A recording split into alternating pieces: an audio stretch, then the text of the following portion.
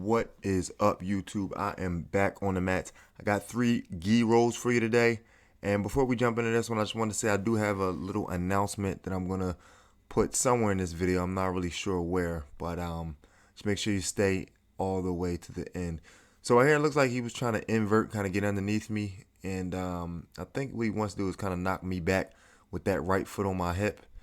And I saw he let that foot go there, but he'll put it back in a second. Once he let that foot go off my hip, I kind of was allowed to get closer to him.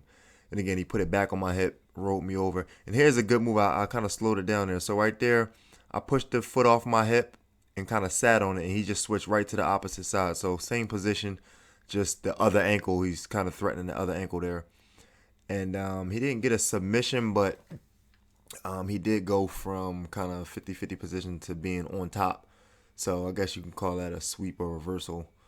Either way, he's on top here. So right here, I'm just trying to frame and just keep my distance. It's not looking good for me right now. He's kind of getting close to hugging my head. So my last ditch effort was for me to hang on to his left sleeve right there. And I think I'll lose that grip in a second. I don't really want him to get up too close, kind of hugging on my head. So it looks like he switches his hips there, and I'm probably feeling that Dars coming. Maybe a Dars or a north-south choke, one of the two. But either way, I didn't want to allow him to get his hands connected around my head.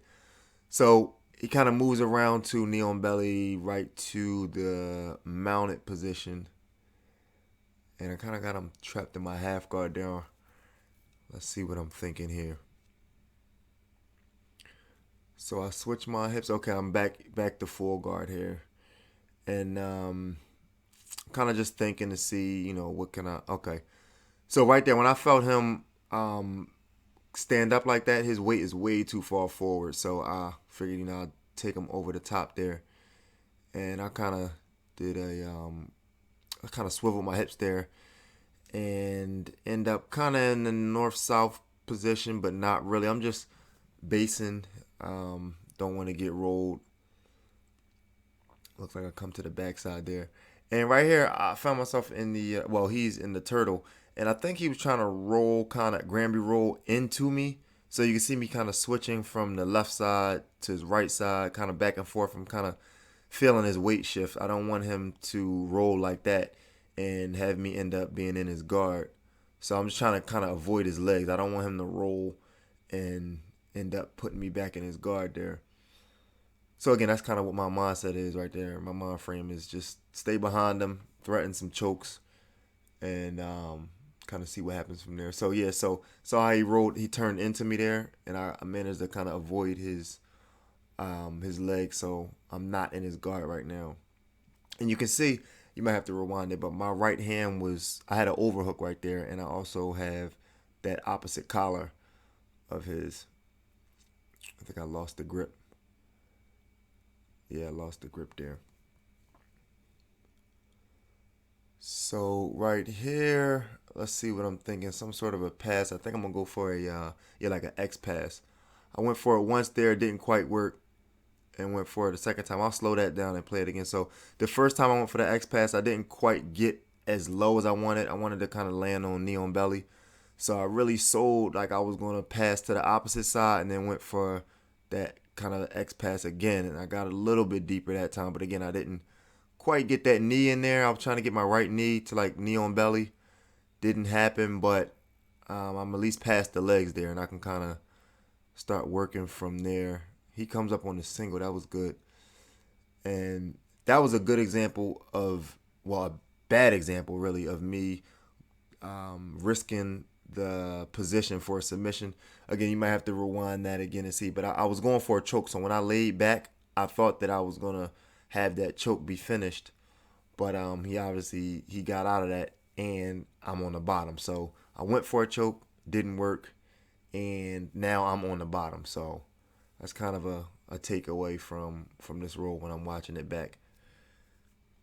So I started to kind of build my foundation, came up to my knees, and it looks like he wanted to turn it into an arm bar, and he wants to pull my right leg kind of over his head. He wants me to kind of flip all the way over so that I'm flat on my back. It's a lot easier to finish armbar when the opponent's like on their back, in my opinion anyway.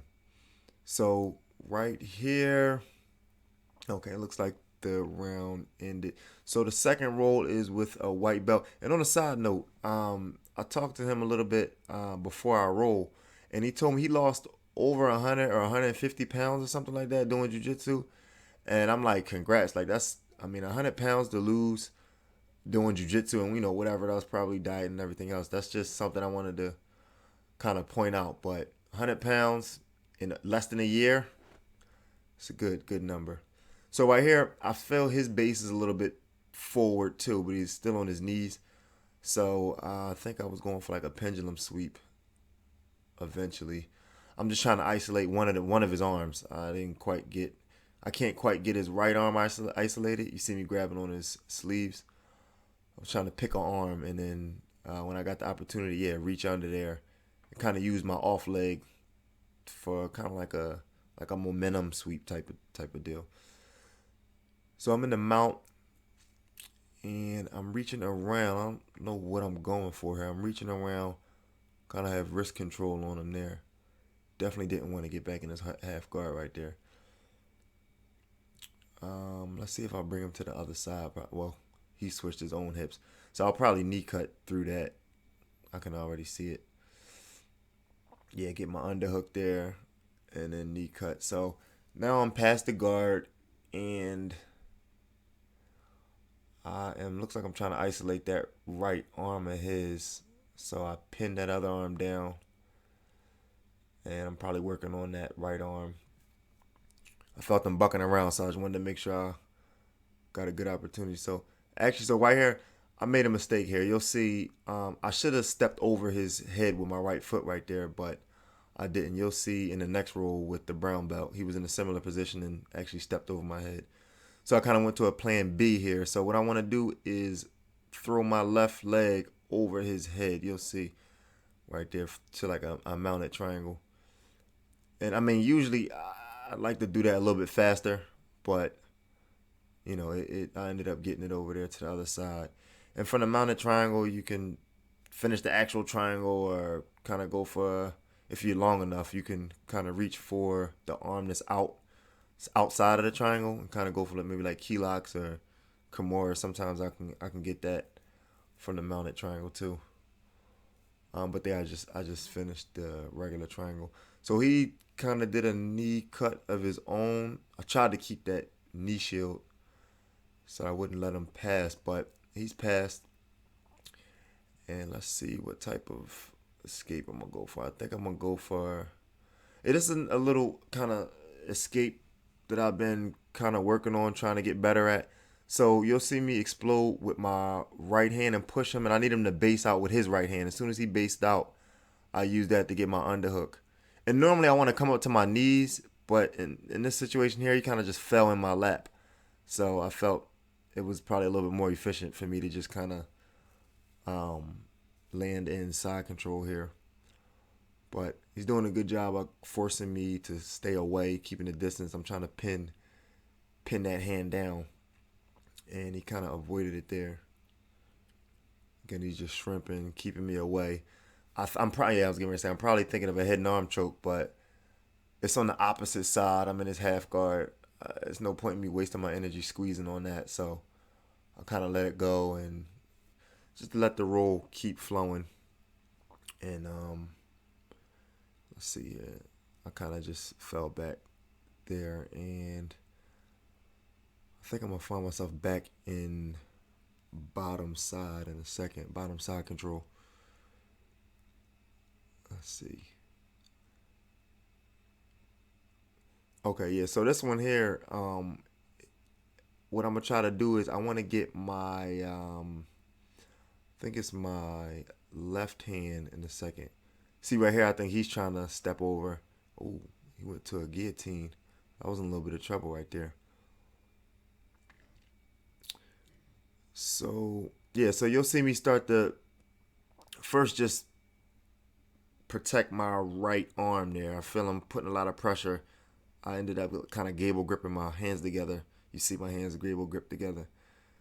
So you see me shoot my left hand through, and I'm trying to get parallel to him. So as soon as we're kind of like in a straight line, I can just kind of swivel. It's hard to explain, but once our bodies are like parallel, it's easy for me to kind of just spin over, and because he really didn't have anything to base off on that side. So got a little reversal sweep there, and then this is the last roll of the day. So let's see. Oh, that was just good jiu-jitsu right there. I'm gonna play that over in a second. Yeah. So he did kind of like a collar drag. I'm sorry, arm drag. So arm drag. He threatened to take the back, switched his hips. Then I put him in my half guard. He pushed down on my knee and got right to the other side. That was a nice sequence right there. And then he popped that left leg free. And now he's in the full mount. And like I mentioned earlier, when I was kind of in a similar position, I didn't step over the head. So that last roll when I didn't step over the head, this is kind of what I was going for. But again, I didn't step over the head, so I couldn't finish it. And mind you, once they step over the head, I can't see, what he's going for. He ended up wrist locking me right there. Again, but so once you step over the head, it's like it just opens up a bunch of options for you on the top. So I think he's working on a sweep here. So you see he has the underhook. I'm not sure what that sweep is called. Anybody watching, if you know the name of that sweep, you can leave that down in the comments. And again, he pins that arm. He pins my right arm down. Windshield wiper, step over the head. And that time I brought my arm on the other side. So instead of a Kimura, he went for a key lock that time. So we reset again. I'm trying to be a little more cautious. You see how far back I am now. I'm stretched out with my right arm there, trying to feel out the situation. I don't want to put myself in anything. Again, he has an overhook there, and you can't tell, but he has the opposite collar of mine. So he has my left collar, and I don't have anything to base out on the backside. Turned that into a sweep, and I think he went right for a choke. So you can see his left arm he has the opposite collar, and he went for like I don't want to call it a cross collar choke, but something similar to that collar choke. So we reset again, and this match, this roll was a little bit shorter. We took a little break. I was asking a couple questions while we was rolling, so this roll might be maybe 4 minutes instead of 5 or 6. But right there, I was expecting him to go for a pendulum sweep, and he turned that right into an arm bar. And usually I like to I'll try and stack, but you'll see my he keeps kind of grabbing that leg there, so it's hard for me to keep my balance to stack. That's kind of my defense to the arm bar from the top. I like to just stack the person, but again, he threw me off balance by grabbing at my legs, and I was just in a weird, awkward position, and my arm got straightened out. And I think this match is going to end here in a second. And like I mentioned earlier, I had an announcement. So basically, I have a website. It's BjiujitsuTV.com. And there, pretty much, I talk about jiu-jitsu related topics. You get to know a little bit more about me. And I write blog posts, maybe every week or every couple weeks, depending on what the topic is. So go and check it out and support me if you like my YouTube content. I'm sure you'll like the content that I have on the website. And again, I really appreciate all the support. So again, thank you for watching. Don't forget to like, subscribe, and comment. And again, my Instagram is BjiujitsuTV.